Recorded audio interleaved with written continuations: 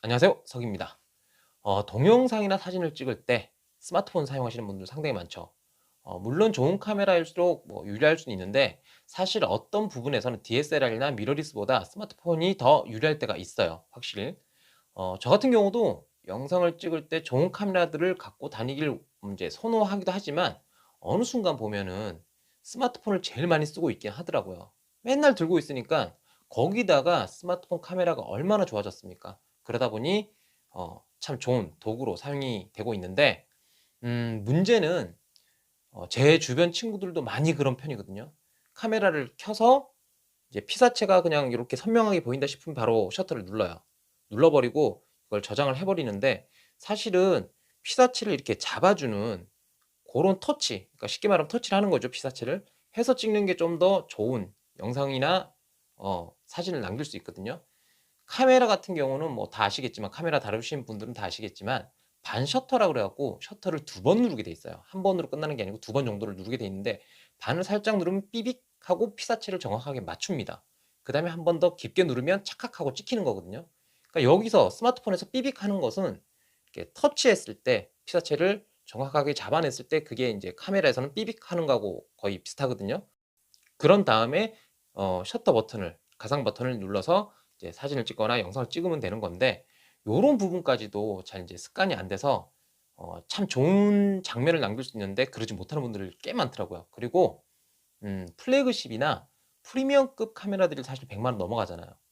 저 같은 경우는 사실 스마트폰을 교체한다, 바꾼다 하면은 다른 거 안 보거든요. 그냥 카메라가 얼마나 쓸만한지만 보는데, 저 같은 분들도 계실 거예요. 근데 그 기능을 다 알지 못해서 100분 활용을 못 하시는 분도 많을 것 같아요. 그래서 오늘은 스마트폰 카메라 아주 간단한 사용 방법들을 알려드릴까 합니다. 카메라를 잘 다룬다 하시는 분들에게는 크게 도움이 되지는 않을 것 같긴 해요.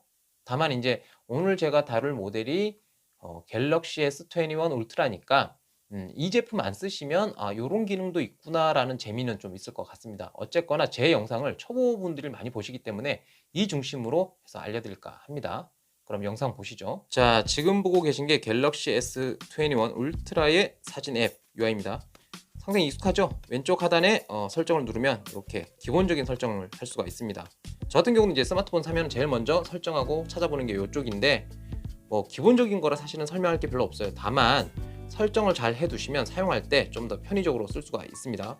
예를 들면 동영상 손떨림 보정을 켜놓고 자동 HDR을 켜놓는다든지, 또는 촬영 방법을 조금 다양하게 확장을 해놓으면 좀 편하겠죠. 기동성도 좋아지고, 촬영 방법 같은 경우는 음성 명령, 그리고 플로팅, 그러니까 가상 화면에 가상 버튼을 띄운다는 거예요. 자기가 원하는 위치에. 손이 모자랄 때가 있기 때문에 요것도 켜놓으면 상당히 쓸만할 겁니다. 설정은 대강 대부분 알만하니까 이 정도로 넘어가고요. 실질적으로 한번 모드를 살펴볼게요.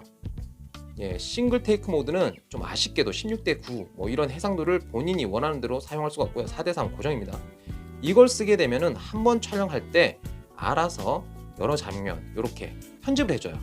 편집을 해주기 때문에 SNS용으로 쓰기 괜찮고요. 한번 찍었을 때 이런 동영상 몇 가지와 사진도 여러 각도에서 여러 효과를 넣어서 이렇게 만들어 줍니다. 이게 다 알아서 저장이 되는 겁니다. 자, 그 다음은 사진 같은 경우는 설명할 게 별로 없긴 한데, 그래도 기본적인 UI부터 사용 방법을 알고 있으면 그나마 좀 편할 수 있습니다. 특히 필터 같은 거, 얼굴 리터칭 같은 거는 여성분들한테 상당히 도움이 될 만한 도구가 아닌가. 저도 도움이 됩니다. 네, 도움이 되는데 그렇다는 얘기죠.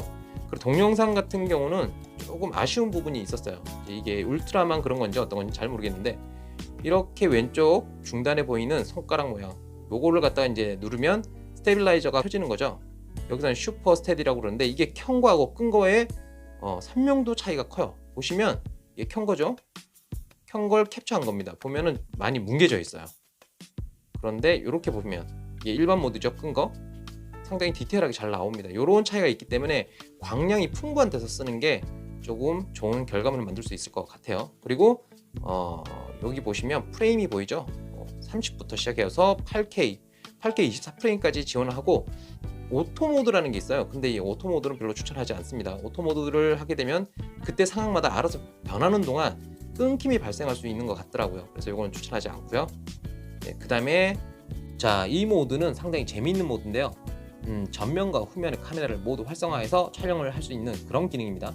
보시면 후면 카메라의 화각에 따라서 본인이 선택할 수 있고요. 전면 카메라를 끄거나 또는 아주 작은 화면으로 띄우거나 지금처럼 반으로 분할을 해서 촬영도 가능해요.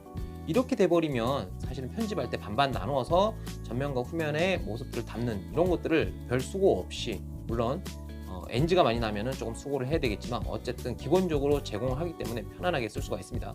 그리고 프로 동영상 같은 경우는 말 그대로 수동이라고 보시면 돼요. ISO 값이라든지 뭐 밝기라든지 이런 것들, 셔터 스피드 이런 걸 바꿀 수 있는 건데 초보분들에게는 좀 어려운 부분이 아닌가라고 생각합니다. 네, 이거는 조금 이따 다시 한번 언급을 드릴게요. 그리고 뭐 프로 동영상 이후에는 그냥 프로 모드로 해고 사진을 찍을 수 있는 모드가 있어요. 보이시죠? 예, 요것도 수동으로 사진을 찍는다 보시면 되는데, 일단 프로 동영상이 좀 유용하기 때문에 요거 한번 살펴볼게요. 예제로 보면은 이렇게 야간에 찍은 건데 위에 보시면은 손 떨림 방지를 켜놓은 상태로고요. 밑에 거는 이제 수동으로 찍은 거예요. 차이가 느껴지시나요? 위에 거가 좀 밝게 보이긴 합니다만 영상이 좀 흔들리는, 그러니까 잔상이 생기는 젤리 현상 같은 게 있고요. 또 가장자리, 밝은데 아닌 가장자리를 보면은 노이즈가 낀다는 거 바로 눈에 보입니다. 좀 큰 화면으로 볼게요. 이게 지금 손떨림 방지를 켜놓은 상태죠. 보시면 주변부에 노이즈가 자글자글한 게 보여요. 그리고 걸을 때마다 그 진동에 따라 이 불빛을 보면요, 살짝살짝 잔상처럼 흔들리는 게 보여요.